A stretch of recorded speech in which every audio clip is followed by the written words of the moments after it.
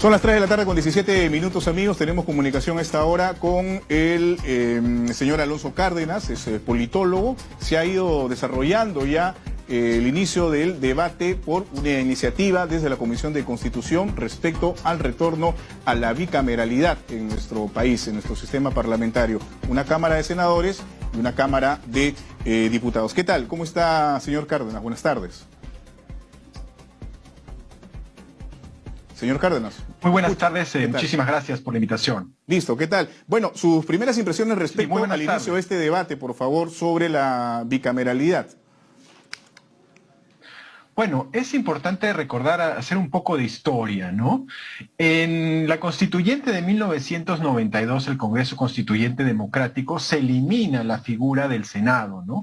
Recordemos que la Constitución de 1979 contemplaba que hubiera 180 diputados y 60 senadores. Eso se elimina en la Constituyente del 92 y dicen, por ejemplo, el amauta Carlos Iván de Gregory, en un libro que yo recomiendo ampliamente, que se llama La década de la antipolítica, que esta reducción de cercenar, digamos, el Senado, eliminarlo para entablar solamente una cámara unicameral, era porque se buscaba constituir o se buscaba consolidar un proyecto político autoritario, ¿no? Es decir, que el Congreso sea básicamente un apéndice del Poder Ejecutivo, ¿no? Y así ha ido funcionando hasta que, bueno, en estos momentos, en estas fechas, post pandemia casi, la calidad de la representación política en el Perú pues se ha deteriorado de sobremanera, ¿no? Es interesante lo que usted ha señalado, los señor. nombres que estaban en esa constituyente del 78. Sí. Sí. Perdón. Sí, yo recuerdo algunos nombres de los parlamentarios que estaban en esa constituyente del 78, ¿no? Tenemos a Luis Alberto Sánchez, Ramiro Prialé, Andrés Tauce, ¿no? Ramírez del Villar, Héctor Cornejo Chávez, ¿no? Valle Riestra, Luis Alberto, o sea, Luis Bedoya Reyes. Imagínese usted el nivel de esos parlamentarios en comparación con lo que tenemos pues ahora, ¿no? Bueno, sí, a veces dicen que las comparaciones son odiosas, pero es a veces necesario un ejercicio de esa naturaleza para poner en perspectiva y sobre todo en la balanza cuáles podrían ser los beneficios o cuáles podrían ser los perjuicios. Le decía, señor Cárdenas, que era interesante cómo usted ha iniciado esta conversación haciendo un poco de historia, porque precisamente el Congreso Constituyente Democrático, el CCD, en el 92, y como usted lo señala, digamos, se eliminó la bicameralidad para dar paso a la conformación que actualmente todos conocemos, pero en ese contexto también había un descrédito importante hacia lo que en ese momento el señor Alberto Fujimori llamaba los partidos tradicionales. De hecho, el señor Fujimori llegó al poder como una alternativa, digamos, externa a este sistema de partidos. Me parece que algo similar ocurre en este momento. Hay un descrédito que es innegable, se presenta frente a las agrupaciones políticas que hoy conforman nuestro Parlamento. Claro, efectivamente, ¿no? Fujimori llega con la idea, con la propuesta de consolidar una democracia sin partidos, así textualmente lo dijo él, ¿no? Pero ese proceso de democracia sin partidos nos ha ido costando bastante, ¿no? Porque si nosotros, por ejemplo, nos comparamos con algunos países latinoamericanos, nos damos cuenta que países, por ejemplo, Argentina, Colombia, México, Chile, todos tienen un sistema bicameral y han tenido digamos, una estabilidad política mucho mayor que la nuestra, ¿no? La nuestra ya está rompiendo todos los récords. Es importante señalar que en los últimos 5 años hemos tenido 6 presidentes, ¿no? Entonces es una inestabilidad política altísima, ¿no? Si también revisamos algunos estudios internacionales, el Latinobarómetro que se publicó este año indica que el Parlamento peruano es el de menor aprobación en América Latina y que los partidos políticos en el Perú son los de mayor repudio también en la región, ¿no? Entonces es muy difícil sostener un sistema así de unicameral con la ausencia, ¿no? La ausencia mínima de un sistema de partidos políticos mínimamente cuajado, ¿no? Entonces, si nosotros queremos efectivamente salvar la democracia, necesitamos consolidar ahora sí un sistema de partidos porque si no, bueno, nuestra democracia va a seguir Claro. deteriorándose. Pero ¿cómo ¿no? hacemos eso finalmente, ¿no? Se habla de una esperada, una ansiada reforma política, pero digamos, ¿quién estaría a cargo, quiénes estarían a cargo de una reforma política de tal envergadura, ¿no?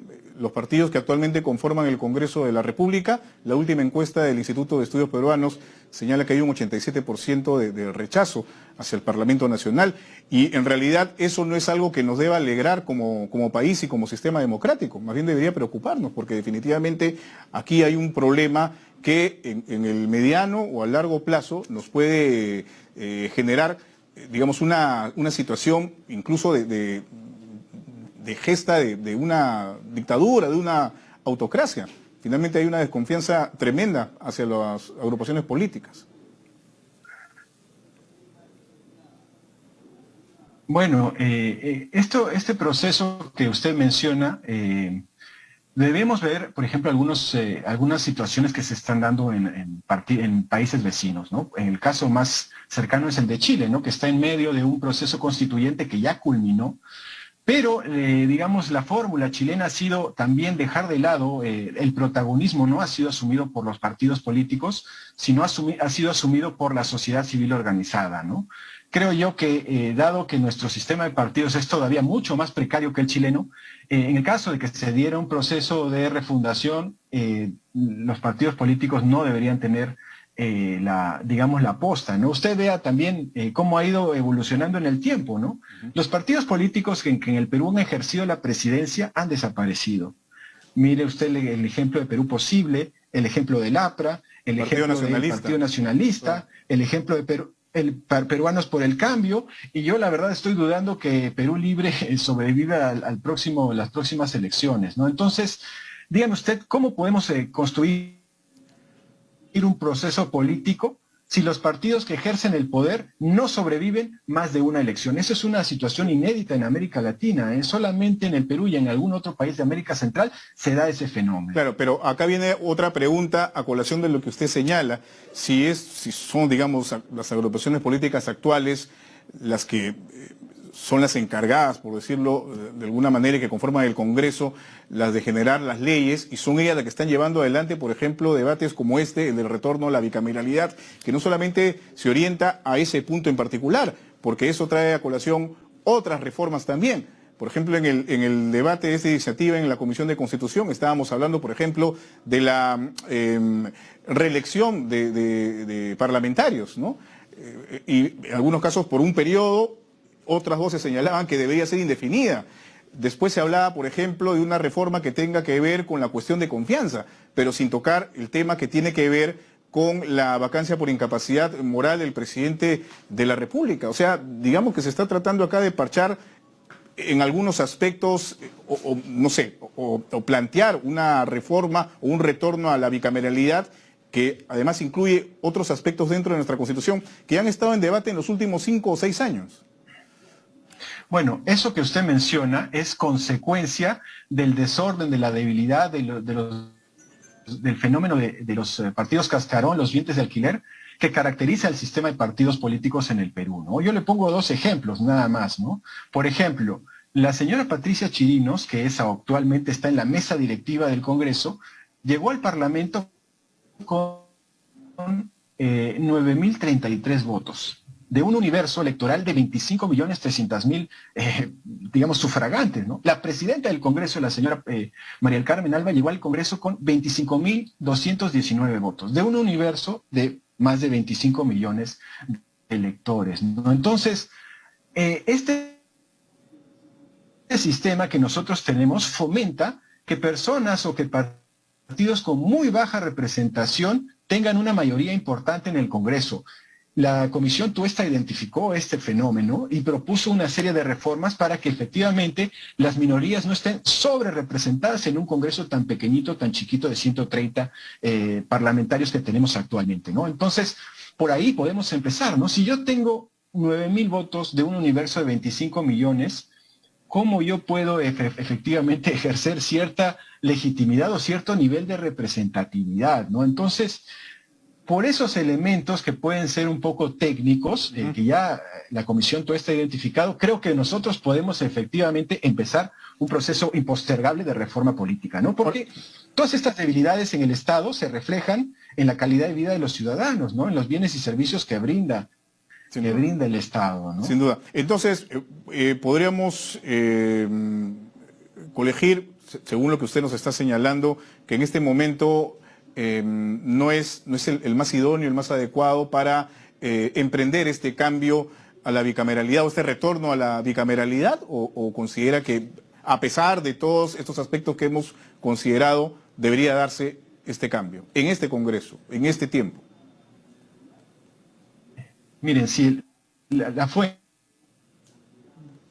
el origen de estos cambios es el sistema de partidos políticos más repudiado de América Latina, por más que esos cambios en la literatura sugieran que son positivos, como la reelección y la bicameralidad, si la fuente, si el origen es el sistema de partidos más repudiado de la región, yo creo que es efectivamente un error, ¿no?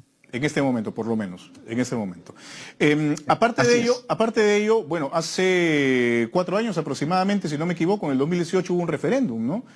Referido a las reformas políticas, y había una serie de puntos que se trataron, y de hecho los ciudadanos y ciudadanas fueron a las urnas a votar por estos cambios, ¿no? Financiamiento de partidos políticos, el tema del Consejo Nacional de la Magistratura, la no reelección de congresistas, y otro de ellos era el regreso a la bicameralidad, que finalmente no se aprobó. De esos 4, ese no se aprobó en particular, debido a que digamos, el Parlamento en ese momento empezó a incluir una serie de aspectos que se están incluyendo ahora en este debate, ¿no? Por ejemplo, el tema de la reelección de parlamentarios. ¿Cómo queda esto, digamos, la figura del referéndum y la decisión que tomó en ese momento la población peruana frente a esta iniciativa que ahora se ha puesto nuevamente sobre el tapete y en la discusión? Bueno, ahí hay un elemento que nosotros tenemos que considerar, que es el contexto, ¿no? El Perú del 2018 no es el mismo Perú del 2022. En medio ha habido un fenómeno terrible, ¿no? Una pandemia que ha convertido al Perú en el país más golpeado del mundo, ¿no? Eso es un elemento que no es que tenemos que considerar, y que la capacidad de movilización de la ciudadanía, de su indignación ante este tipo de situaciones que presenta el Congreso es mucho menor, ¿no? La sociedad civil peruana, los universitarios, en general el país ha sido pues devastado por una pandemia. Tenemos más de 200.000 muertos, el peor desempeño a nivel mundial, y el Congreso, creo yo, que ha detectado esta situación, y como ya no hay tanta indignación, tanta capacidad de movilización por este efecto de la pandemia, puede llevar a cabo este tipo de reformas, ¿no? Este tipo de iniciativas. Creo yo que como sociedad civil también tenemos que poner un poco más de indignación, ¿no? Hemos visto, por ejemplo, lo que ha sucedido con la SUNEDU. Si usted lo compara con lo que sucedió en el 2013, o lo que sucedió, por ejemplo, con los magistrados del Tribunal Constitucional, con esa intervención que hizo Salvador de Solá, recordará, ¿no? O toda la movilización que hubo contra el gobierno usurpador de Manuel Merino, se dará cuenta que después de todo lo que hemos vivido por la pandemia, la sociedad civil en el Perú y en general en el mundo está sumamente golpeada. Estamos a puertas de una hambruna, ¿no? Los expertos internacionales ya están dando las voces de alarma, y lo que busca la gran mayoría de los peruanos es sobrevivir, ¿no? Sobrevivir ante una situación tan difícil. Creo yo que el Congreso pues se ha dado cuenta que no hay mucha reacción ante estos temas. El gobierno está cada vez más debilitado y puede impulsar este tipo de iniciativa. Hay un equilibrio pernicioso, podríamos decir ahí, digamos, entre dos poderes del Estado importantes, ¿no? El Ejecutivo y el Legislativo, bueno, frente a la situación que nos toca vivir, como usted bien lo ha descrito, a raíz de la pandemia y otros aspectos que están ahí en el clamor de la población misma. Bueno, Pulanzas, el politólogo Pulanzas lo denominaría un empate catastrófico, ¿no? Y en medio justamente estamos los ciudadanos de nuestro país. Muy bien. Muchísimas gracias por haber conversado con nosotros. Muy amable. Hemos tenido comunicación. Gracias a ustedes. A usted, muy amable, buenas tardes. Hemos tenido comunicación con Alonso Cárdenas, politólogo. Son las 3 de la tarde con 32 minutos, amigos. Nos indican que vamos a presentar.